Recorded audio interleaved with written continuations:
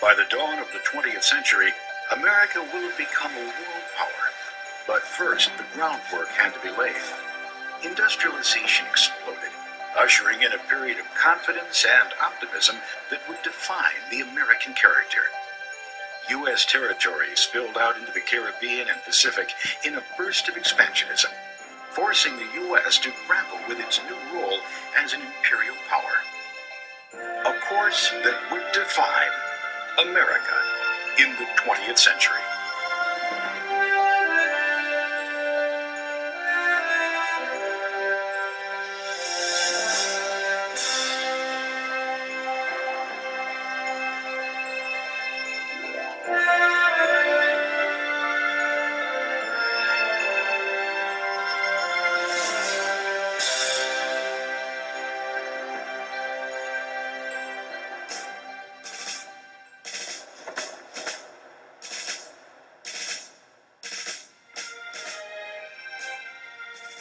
European nations had long established imperial colonies.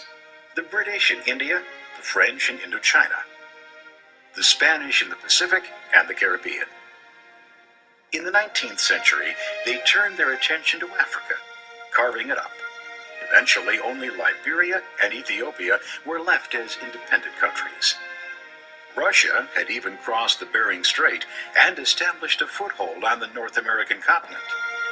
It was in this competitive climate that the United States found itself. There were citizens who believed that if the U.S. did not join the land rush, it would lose out. What was the interest in expansion? There were three reasons. The most important was economic. During the Civil War, the U.S. had greatly increased its production of manufactured products, dictating a desire to find new markets abroad and a need for more raw materials. The second reason was military strength. Some believed that if the U.S. lacked powerful armed forces, it would not be able to defend its economic interests. The third reason was the belief in the racial superiority of Anglo-Saxons, white people of English descent, especially the British and their American cousins.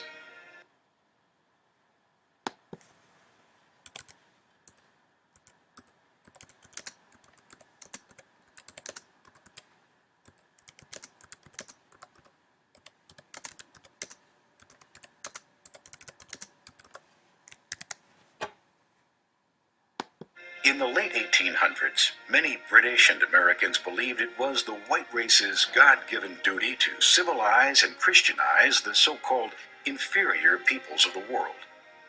British writer Rudyard Kipling's poem, The White Man's Burden, appeared in McClure's magazine, romanticizing this idea. Take up the white man's burden, send for the best ye breed.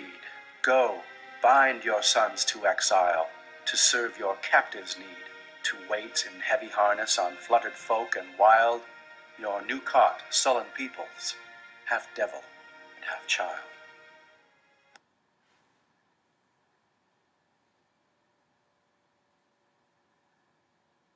The expansionist philosophy was far from universal. A group of educators, writers, and social activists who called themselves anti-imperialists opposed expansion. They believed that imperialism was a threat to the American value system, that democracy should not keep other countries in servitude. Activist Jane Addams castigated Kipling. To protect the weak has always been the excuse of the ruler and tax gatherer, the chief, the king, the baron, and now at last of the white man. The anti-imperialists also highlighted practical issues, the huge cost of maintaining Army and Navy, and the fear that expansion would take jobs away from U.S. workers.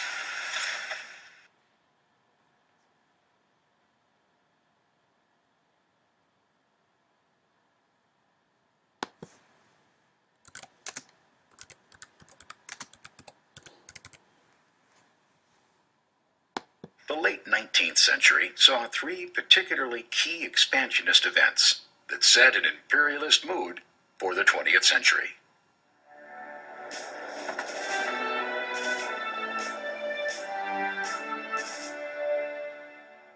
Among the staunchest advocates of expansionism was Matthew Culbreth Perry, a career sincere Navy man.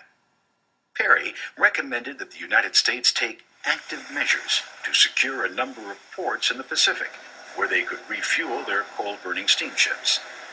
The island nation of Japan seemed ideal. There was one major problem. Japan had been closed to foreigners for over 200 years. In the summer of 1853, loaded with cannon, Commodore Matthew Perry's flotilla sailed into Edo Harbor, the gateway to Japan's imperial city.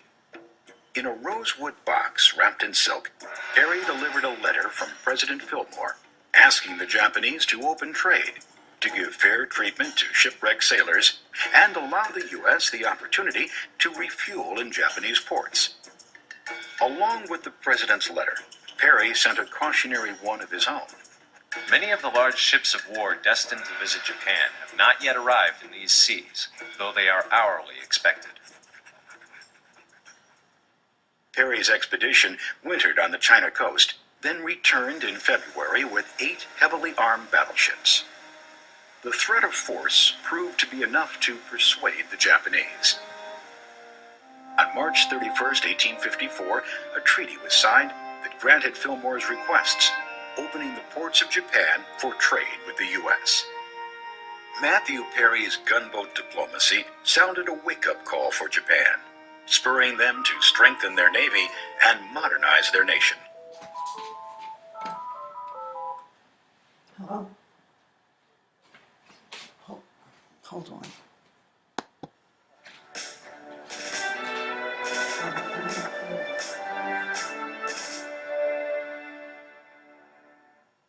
Another method of attaining territory was to buy it. In debt from the disastrous Crimean War, Imperial Russia was open to selling their territory across the Bering Strait, Russian Alaska. Its vast untamed wilderness was ridiculed as a dreary waste of glaciers, ice, white bears, and walruses. But U.S. Secretary of State William H. Seward had his eye on this piece of property since 1860. Seward saw Alaska's strategic value for trade or in the event of war. He also pictured potential in Alaska's resources, especially timber and furs. Seward was so eager to secure Alaska, he entered into negotiations with the Russian envoy, the Baron Eduard de Steckel, without the go-ahead of the President or Congress. On March 30th, 1867, Seward and de Steckel signed the Treaty of Cessation. The U.S. agreed to purchase Alaska from the Russians for $7.2 million, only 2.5 cents an acre, though Congress had yet to approve a single cent for the deal. Few Americans viewed Alaska as a bargain. The press mocked the purchase as Seward's folly and Seward's icebox. But nearly 1 year later, and after much political wrangling, the U.S. Treasury finally wrote the check, and Alaska became a U.S. territory.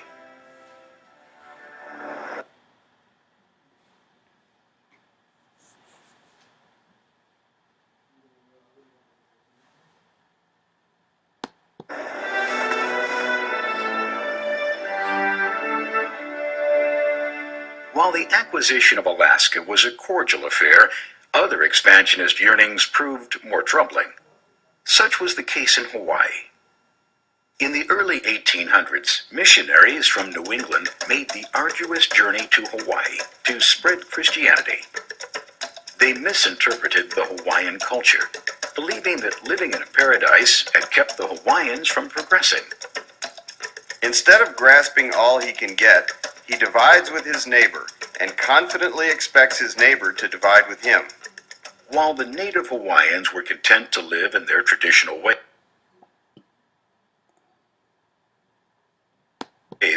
a growing influx of Americans was busily building huge plantations, railways, docks, and hotels. They soon dominated the island's economy and made their influence felt in government.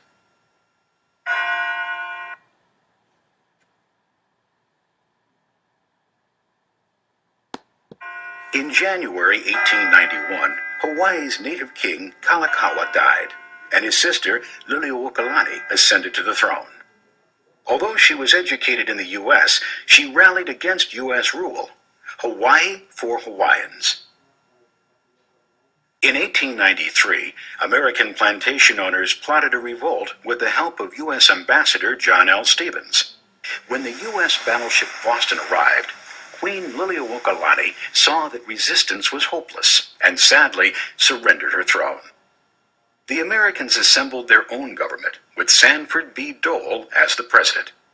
U.S. Ambassador John L. Stevens reported to Washington. The Hawaiian pear is now fully ripe, and this is the golden hour for the United States to pluck it. President Grover Cleveland, however, opposed the annexation of a sovereign nation and tried in vain to restore Liliuokalani to the throne. After William McKinley became president, Hawaii was annexed in 1898.